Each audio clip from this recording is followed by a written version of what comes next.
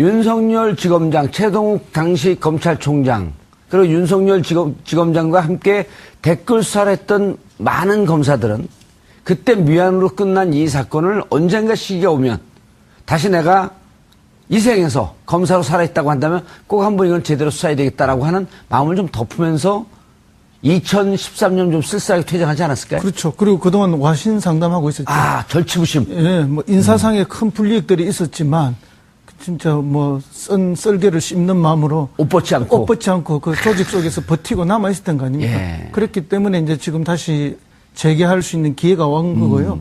아마도 이제 이분들이 뭐 그 개인적인 그런 것도 물론 뭐 인간인 이상 전혀 없지는 않겠지만 결국은 검사라는 어떤 신분으로서 그 제대로 해야 될 수사를 못했다는 것에 대한 그런 좌절감 같은 게 굉장히 했을 겁니다. 특수검사가. 예, 그렇기 때문에 검사로서의 그런 공인으로서의 그런 좌절감들을 극복하기 위해서 이번에 좀 제대로 할 거라고 보고요. 그것보다도 뭐 저는 뭐 그분들도 당연히 열심히 하겠지만은 국정원 적폐청산 TF의 팀장이 누군가 하는 걸 옛날에 여기 방송에서 우리가 한번 했습니다. 네. 그분이 검찰 출신이에요. 그리고 그분 밑에 파견 검사 3명이 있습니다. 그럼 검사가 4명이라는 이야기 아닙니까? 예. 그러면 이분들이 지금 메인 서버를 열고 뭐 적폐청산을 위해서 자료를 점검하고 조사하는 과정 자체가 제가 볼 때는 검찰이 반수사하는 거나 마찬가지다. 그래서 이렇게 자료 조사해서 검찰로 수사하도록 넘겨주면은 검찰이 수사하기가 매우 쉬울 것이다. 아, 그러니까 지금 국정원 적폐청산 TF팀에서 내부 뭐 조사를 하고 적폐청산을 위해서 준비를 하는 이것이 단순히 그냥 들여다보는 수준으로 뭐 몇 개를 챙겨보는 것이 아니라 거의 뭐 검사들이 들어가서 제대로 애초부터 그런 법률적 판단을 하면서 들여다보고 있다. 저는 그렇게 봅니다. 일단 초벌 구이는 끝났다. 그렇죠. 네. 일단 지금 이제 큰 그림으로 보면은 그런 거지 않습니까? 자유한국당에서는 이 국정원 적폐청산하고 있는 것에 대해서 반대 논리가 정치 보복하지 말라잖아요. 예. 그러니까 그 얘기의 전제는 국정원이 정치를 했어요. 정치 보복이란 거는 정치인한테 하는 거잖아요. 그러니까 국정원이 정치를 한 것에 대해서 보복하지 말라는 그 지금 얘기를 하는 것이고, 예. 그리고 누구를 치는지는 알고 있다는 얘기네요, 그럼. 예. 그리고 어쨌든 이 또 큰 그림으로 보자면 국내 정보부서는 예. 국정원에서 폐기해야 되는 지금 부서인 거예요. 그러니까 이 자료들은 이 수사 외에 가치는 이제 앞으로 없어요. 국정원 발전을 위해서 이거는 없애고 없으면 안 되죠. 이렇게 국정원이 잘못했다라고 하는 역사의 근거는 부서는 없애고 이제 증거를 남겨서 이제 그렇기 때문에 이 그동안 했던 활동에 가장 값지게 사용할 수 있는 것은 이런 증거에 재판의 증거로 사용하는 그것뿐인 것 같고요. 그리고 우리 국민들한테서 지금까지 이 궁금한 거를 만약에 덮어두고 간다면 그것에 대해서는 좀 감당이 안 될 것 같아요. 그러니까 지금 이 궁금증에 대해서는 정말 이제 그동안 몇 년 동안 쌓였던 그리고 몇 가지 퍼즐들 댓글 부대나 이런 것에 대해서는 몇 가지 퍼즐들이 있었습니다. 근데 그 퍼즐에 지금 설계도를 들어온 거기 때문에 그 퍼즐과 맞춰주고 그리고 사실은 뭐 저희 경쟁사긴 하지만 한겨레 21에서 댓글 부대에 관련해서 많은 보도를 했었는데 그런 퍼즐들이 있었어요. 그 조각들이 검증을 해보니까 그 설계도와 이렇게 다 맞아 들어가는구나. 그런 부분이 보여서 그동안 이제 가설이었던 것이 이제 다 검증되는 단계이기 때문에 이번에는 정말 확실하게 마무리를 해야죠, 여기서. 국정원 대선 댓글 개입, 그 다음 사이버 사령부 대선 댓글 개입의 양대 축으로 보도했던 데가 이제 시사인과 네. 한겨레 21, 예. 한겨레 신문. 저희가 좀 사이버 쪽은 사이버 저기 좀 강했고 더.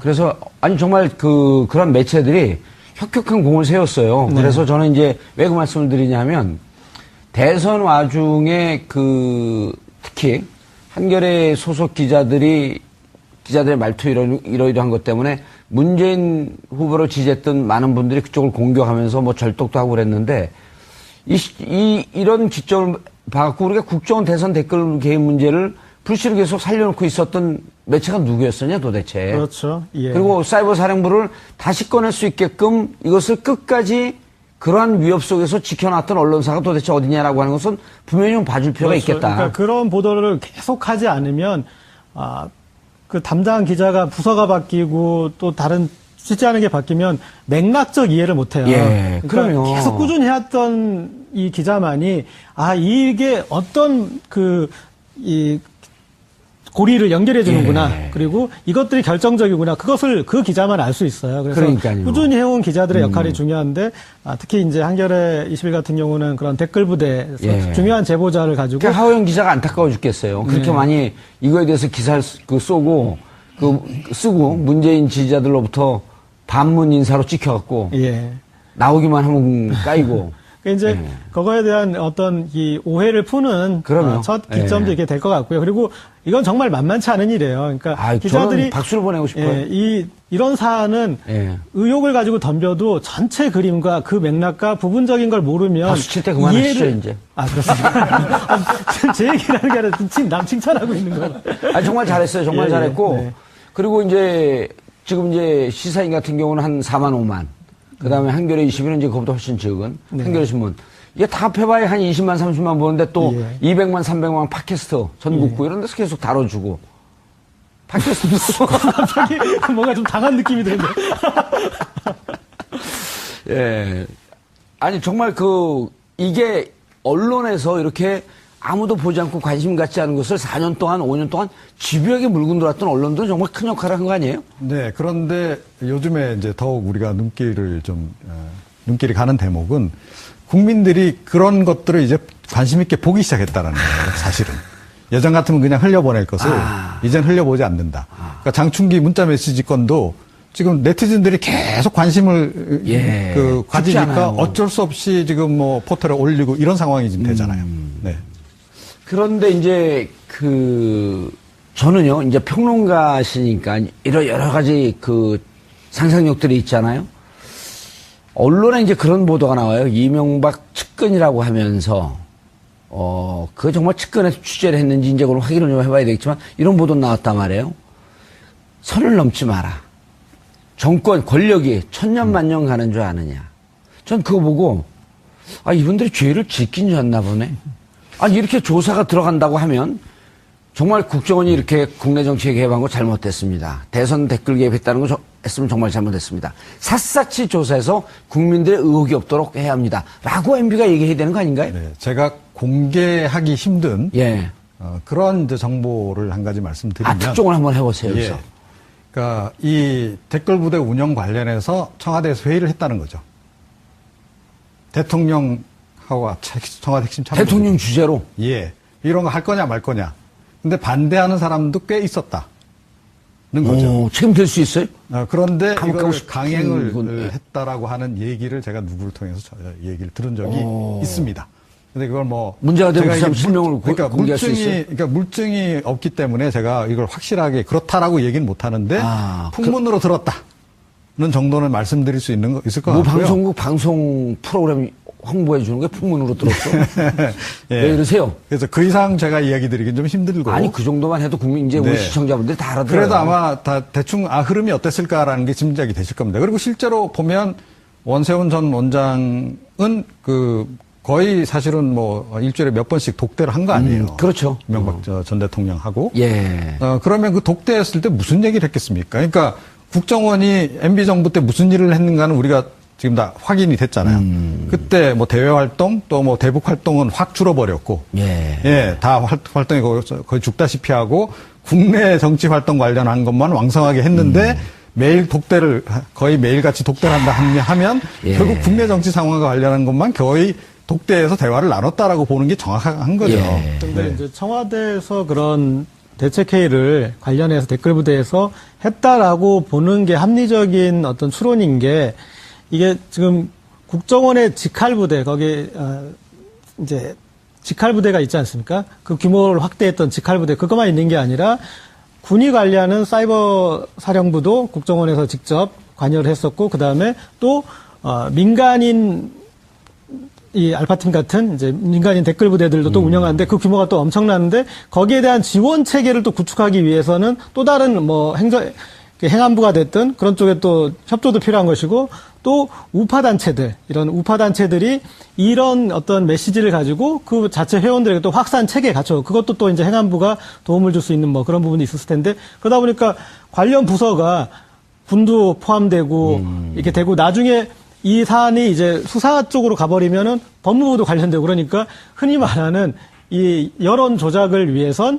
유관부처 협력이 절실했기 때문에 행정부의 수반인 청와대에서 다룰 수밖에 없는 사안이었던 것 같습니다. 유관부처 회의를 해야 됐다. 그럼 또 우리 청와대 비서관 이게 어디로 모든 부처가 어찌 보면 다 연관된 거거든요. 은밀하게 진행이 돼도 그럼 청와대에서 대책회의를 할 수밖에 없었다. 충분히 이해가 되는데 제가 이제 방송에서 그 이명박 전 대통령 서울시장 시절 재임 시절에 정무부시장을 지냈던 정두원, 정택은 이 두 분의 말씀을 이제 공개적으로 방송에서 들어보면 원세훈 국정원장을 잘하는 분들이란 말이에요. 그렇죠. 하고도 남았을 사람이다. 그리고 대통령이 모르게 한다? 말도 안 되는 얘기다. 이런 중요한 일을 그렇죠. 아니 그렇게 얘기 안 하고 그 원세훈 그분은 그런 걸 혼자 할 능력이 안 됩니다. 그런 류의 얘기를 해요. 예. 그러니까 이제 원세훈 원장님이 서울시청에 있을 때부터 신임을 얻었지 않습니까? 예. 그리고 이제 이명박 정부가 탄생하면서 행정안전부 장관을 했어요.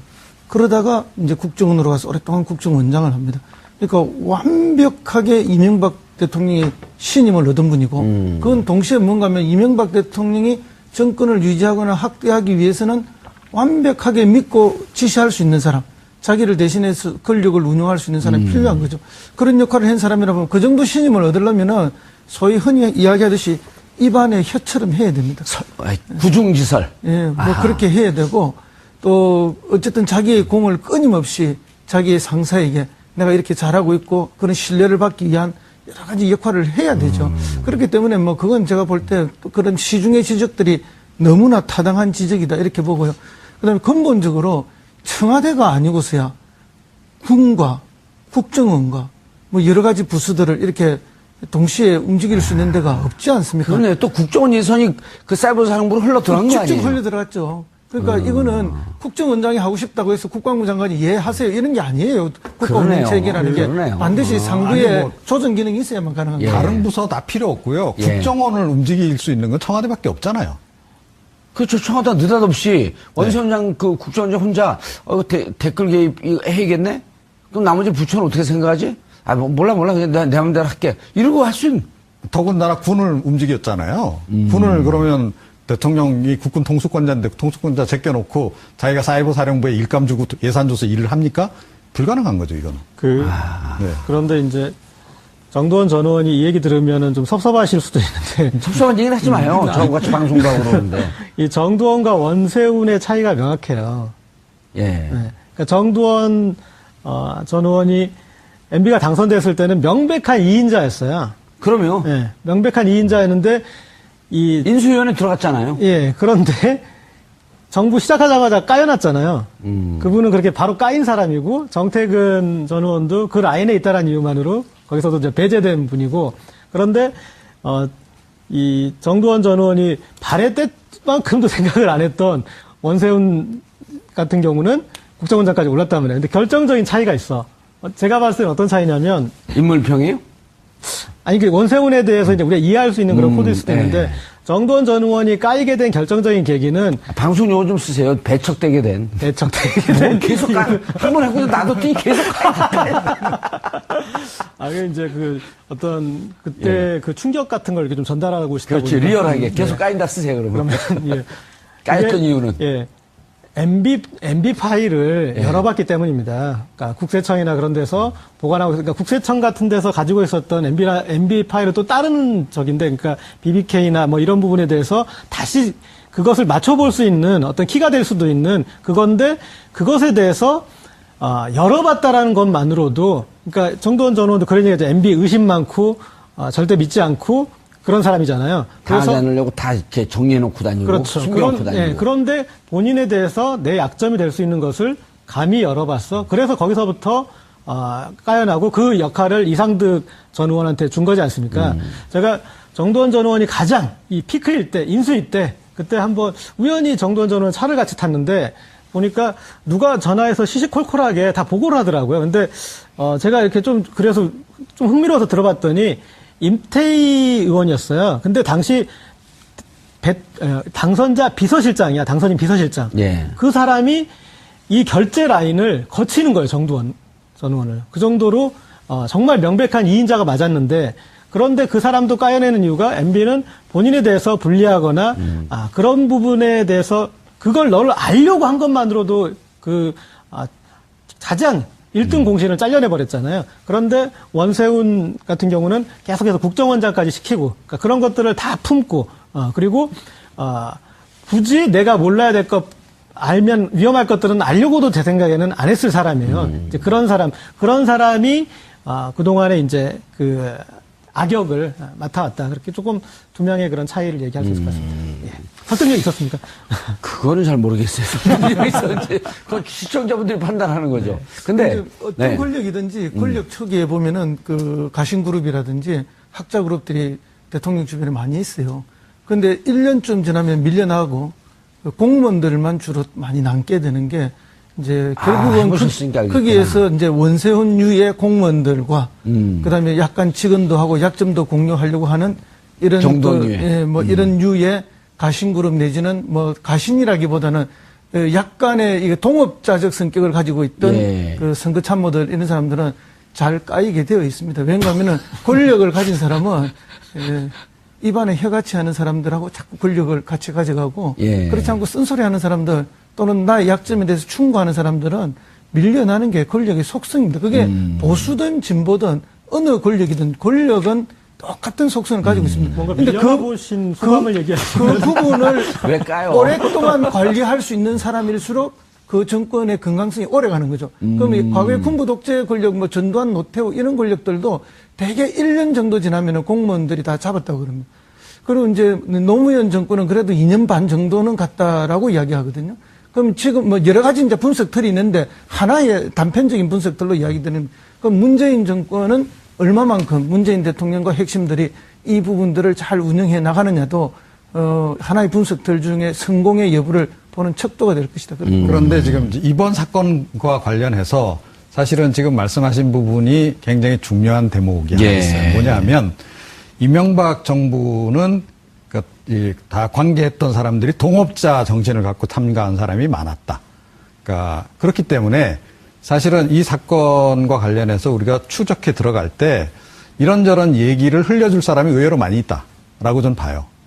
그래서 앞으로 좀 언론사 기자분들께서 좀 신경을 쓰셔서 원세훈 전 원장처럼 무조건 MB가 시키는 일을 그냥 고지고대로 다 하고 입 딱 닫은 이런 사람 말고, 그 당시 뭐 청와대 근무했던 제가 보기에는 민정 라인이라든가 정무 라인 정도는 아마 굉장히 이 내용을 잘 알고 있을 가능성이 높다. 그리고 앞서 말씀드린 대로 이걸 할 건지 말 건지, 할 건지 말 건지 또 하는 과정에서도 야, 저거 너무 나가는 거 아니야? 라고 아마 문제의식을 가진 사람들이 분명히 있었을 거라고 저는 봐요. 그래서 그런 사람들의 그 증언을 좀 받아낼 수 있다면 아마 좀 더 이 원세훈 전 원장과 MB의 관계에 대해서 더 많은 정보가 새로운 정보가 나올 가능성이 좀 높지 않나 이렇게 생각합니다. 그러고 보니까 조금 원만한 이런 성향으로 분석되고 있는 박형준 전 정무수석이 이 국정원에서 이 문제, MB 수사하는 문제에 대해서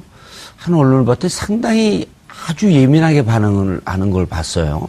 그런 것도 좀 일맥상통한 건가요, 그럼? 제가 제 추정컨대는요. 예, 추정이죠. 그 당시 이제 이명박 전 대통령하고 예. 원세훈 전 원장하고 그 핵심 수석들, 그러니까 정무 민정 라인은 기본 포함된 그런 핵심 수석 라인에서 이게 처음 시작할 때부터 논의를 했을 가능성이 높다. 그리고 중간 과정에서도 가끔씩 이렇게 회의를 했을 가능성이 저는 있다라고 보거든요. 그리고 특히 2012년 대선 직접 개입하는 그 과정 단계에 들어갔을 때는 이건 굉장히 중요한 시기잖아요. 그러니까 박근혜 전 대통령을 만드는 문제이기 때문에 예. 그때는 분명히 뭔가 몇 차례 회의가 있었을 것이다라고 저는 봐요. 그러면 거기에 들어갔던 사람 중에 그러니까 과거 전 민정수석이나 정무수석 또는 민정수석실, 정무수석실에 속해 있던 인물들 가운데 좀 정의감이 있는 분들이 좀 입을 열어주면 사실은 그런 건 없을 것 같고요. 아니요, 그럴 예. 가능성이 있어요. 왜냐하면 제가 말씀드렸듯이 예. 그러니까 이 박근혜 정부하고 이명박 정부 성격이 많이 다르고 이명박 정부 같은 경우는 그야말로 동업자 정신으로 들어온 사람이 많았기 때문에 그렇다. 허성무 비서관님, 네. 며칠 전에 제가 주간조선 기자한테 전화를 받았어요. 전화를 받고 제가 2013년 출소해서 MB 사무실 앞에 가서 2012년 9월 2일 이명박 박근혜 독대하면서 100분간 모두 그 배석자를 물리치고 100분 동안 둘이 무슨 얘기를 하셨나요? 이때부터 이제 국정원 대선 그 댓글이 비약적으로 막 늘어나는 시점이거든요. 그 저거 1인 시위하는 거 보고 그 기자가 아, 저거 또 감옥까지 갔다 와서 무슨 미친 짓인가 했는데 시간이 지나서 보니까 그때 9월 2일 날 그렇게 원수처럼 지내던 둘이 만나고 그 이후에는 무척 친밀해졌다. 그렇죠. 이때 댓글 얘기한 거 아니겠느냐. 뭐 그때 당시에도 둘이서 무슨 음모를 꾸몄을까 많은 분들이 예. 했고 걱정을 하면서 선거에 결정적 영향을 미칠 뭔가를 했을 것이다. 그래서 그래서 시위하는 게 미친놈처럼 보였다가 지금 보니까 어우 제대로 짚었다. 그래서 전화가 왔었어요. 근데 보세요. 저기 얘기하고 있는데. 제가 잠깐 끼어들어서 죄송합니다. 그러니까 그 회동을 갖기 전에 예. 청와대 참모들하고 회의를 안 했을까요? 당연히 회의한 거죠. 이명박 전 대통령이. 예. 뿐만 아니라 예. 실무자 밑에 실무선에서 끊임없이 양측에서 조율을 해줘? 다 했을 겁니다. 그렇죠. 무슨 얘기를 할 거냐? 예. 아하. 그리고 이제 그날의 핵심 이야기가 정권 재창출을 위해서 이명박 정권이 뭘 도와줄 것이고 그렇게 창출되면은 박근혜 정권은 이명박 퇴임 이후를 어떻게 보장해 줄 것인가 이런 부분에 대한 상세한 그 주고받기가 있었을 거라는 예. 게 그때 당시에도 우리가 다 예측을 그렇게 했죠. 알겠습니다. 그리고 이 칼끝은 MB하게까지 갈 것이다. 당연히 갈 것이라 보고 또 동시에 그것이 박근혜 전 대통령에게도 또 영향을 미칠 것이라 봅니다. 알겠습니다. 아까도 말씀드렸지만 만약에 국정원 대선 댓글 개입을 수사하겠다고 한다면 전임 대통령으로서 이렇게 말하는 게 맞습니다. 국정원이 국내 정치에 개입한 거 옳지 않다. 댓글 개입한 거 옳지 않다. 재판의 증거로 사용하는 그것뿐인 것 같고요. 그리고 우리 국민들한테서 지금까지 이 궁금한 거를 만약에 덮어두고 간다면 그것에 대해서는 좀 감당이 안 될 것 같아요. 그러니까 지금 이 궁금증에 대해서는 정말 이제 그동안 몇 년 동안 쌓였던 그리고 몇 가지 퍼즐들 댓글 부대나 이런 것에 대해서는 몇 가지 퍼즐들이 있었습니다. 근데 그 퍼즐에 지금 설계도를 들어온 거기 때문에 그 퍼즐과 맞춰주고 그리고 사실은 뭐 저희 경쟁사긴 하지만 한겨레 21에서 댓글 부대에 관련해서 많은 보도를 했었는데 그런 퍼즐들이 있었어요. 그 조각들이 검증을 해보니까 그 설계도와 이렇게 다 맞아 들어가는구나. 그런 부분이 보여서 그동안 이제 가설이었던 것이 이제 다 검증되는 단계이기 때문에 이번에는 정말 확실하게 마무리를 해야죠, 여기서. 국정원 대선 댓글 개입, 그 다음 사이버 사령부 대선 댓글 개입의 양대 축으로 보도했던 데가 이제 시사인과 네. 한겨레 21, 예. 한겨레 신문. 저희가 좀 사이버 쪽은 사이버 저기 좀 강했고 더.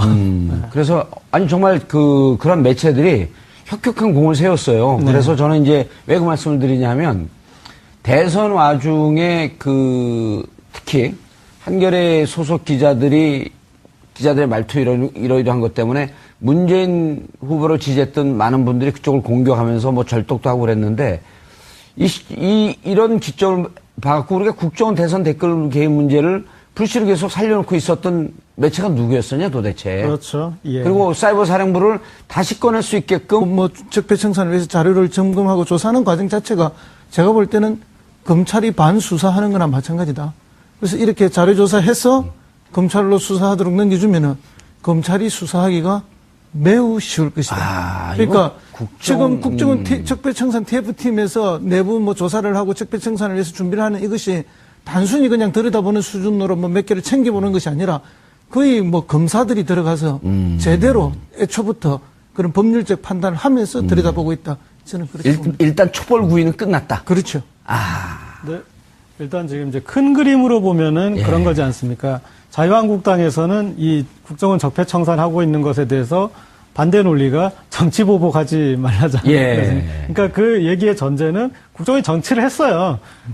정치 보복이란 거는 정치인한테 하는 거잖아요. 그러니까 국정원이 정치를 한 것에 대해서 보복하지 말라는 지금 얘기를 하는 것이고, 예. 그리고 누구를 치는지는 알고 있다는 얘기네요, 그럼. 예.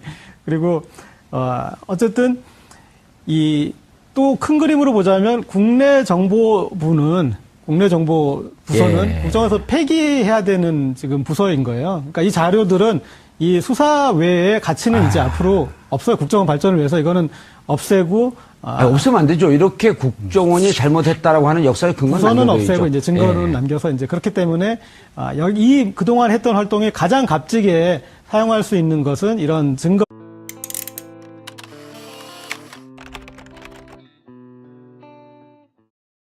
윤석열 지검장, 최동욱 당시 검찰총장, 그리고 윤석열 지검장과 함께 댓글 수사를 했던 많은 검사들은 그때 미안으로 끝난 이 사건을 언젠가 시기가 오면 다시 내가 이 생에서 검사로 살아있다고 한다면 꼭 한번 이건 제대로 수사해야 되겠다라고 하는 마음을 좀 덮으면서 2013년 좀 쓸쓸하게 퇴장하지 않았을까요? 그렇죠. 그리고 그동안 와신 상담하고 있었죠. 아, 절치부심. 예, 뭐 인사상의 큰 불이익들이 있었지만 진짜 뭐 썰개를 씹는 마음으로 옷 벗지 않고. 옷 벗지 않고 그 조직 속에서 버티고 남아 있었던 거 아닙니까? 예. 그랬기 때문에 이제 지금 다시 재개할 수 있는 기회가 온 거고요.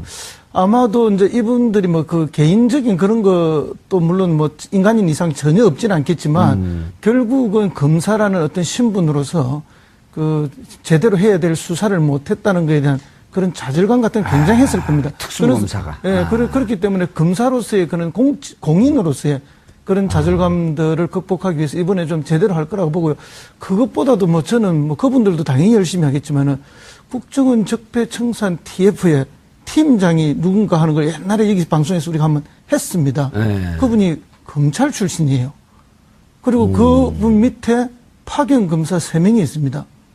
그럼 검사가 4명이라는 이야기 아닙니까? 예. 그러면 이분들이 지금 메인 서버를 열고 아니, 정말 이게 언론에서 이렇게 아무도 보지 않고 관심 갖지 않은 것을 4년 동안, 5년 동안 집요하게 물고 들어왔던 언론들은 정말 큰 역할을 한 거 아니에요? 네, 그런데 요즘에 이제 더욱 우리가 눈길이 가는 대목은 국민들이 그런 것들을 이제 관심 있게 보기 시작했다는 거예요, 사실은. 예전 같으면 그냥 흘려보낼 것을 이젠 흘려보지 않는다. 그러니까 장충기 문자 메시지 건도 지금 네티즌들이 계속 관심을 가지니까 어쩔 수 없이 지금 뭐 포털에 올리고 이런 상황이 지금 되잖아요. 네. 그런데 이제 저는요, 이제 평론가시니까 여러 가지 상상력들이 있잖아요. 언론에 이제 그런 보도가 나와요. 이명박 측근이라고 하면서, 그거 정말 측근에서 취재를 했는지 이제 그걸 확인을 좀 해봐야 되겠지만, 이런 보도 나왔단 말이에요. 선을 넘지 마라. 정권, 권력이 천년만년 가는 줄 아느냐. 전 그거 보고, 이분들이 죄를 짓긴 졌나 보네. 아니, 이렇게 조사가 들어간다고 하면, 정말 국정원이 이렇게 국내 정치에 개입한 거 잘못됐습니다. 대선 댓글 개입했다는 거 했으면 정말 잘못됐습니다. 삿사치 조사해서 국민들의 의혹이 없도록 해야 합니다. 라고 MB가 얘기해야 되는 거 아닌가요? 네, 제가 공개하기 힘든 그런 이제 정보를 한 가지 말씀드리면 특종을 한번 해보세요. 여기서. 그러니까 이 댓글 부대 운영 관련해서 청와대에서 회의를 했다는 거죠. 대통령 이것을 끝까지 그러한 위협 속에서 지켜놨던 언론사가 도대체 어디냐라고 하는 것은 분명히 좀 봐줄 필요가 그렇죠. 있겠다. 그러니까 그런 보도를 계속하지 않으면 그 담당 기자가 부서가 바뀌고 또 다른 취재하는 게 바뀌면 맥락적 이해를 못해요. 예, 그러니까 그럼요. 계속 꾸준히 해왔던 이 기자만이 이게 어떤 이 고리를 연결해 주는구나. 그리고 이것들이 결정적이구나. 그것을 그 기자만 알 수 있어요. 그래서 그러니까요. 꾸준히 해온 기자들의 역할이 중요한데 특히 이제 한겨레 20일 같은 경우는 그런 댓글 부대에서 중요한 제보자를 가지고 하호영 기자가 안타까워 죽겠어요. 그렇게 많이 이거에 대해서 기사를 쓰고 문재인 지지자들로부터 반문 인사로 찍혀갖고 나오기만 하면 까이고. 이제 그거에 대한 어떤 이 오해를 푸는 첫 기점도 이렇게 될 것 같고요. 그리고 이건 정말 만만치 않은 일이에요. 그러니까 기자들이 박수를 보내고 싶어요. 이런 사안은 의혹을 가지고 덤벼도 전체 그림과 그 맥락과 부분적인 걸 모르면 박수 칠 때 그만하시죠 이제. 그렇습니다. 제 얘기를 하는 게 아니라 남 칭찬하고 있는 거예요. 정말 잘했어요. 정말 잘했고. 그리고 지금 시사인 같은 경우는 한 4만 5만. 그 다음에 한겨레 20일은 이제 그것보다 훨씬 적은 한겨레 신문. 이게 다 합해봐야 한 20만, 30만 보는데 또 200만, 300만 팟캐스트 전국구 이런 데서 계속 다뤄주고. 팟캐스트. 갑자기 뭔가 좀 당한 느낌이 드는데. 예.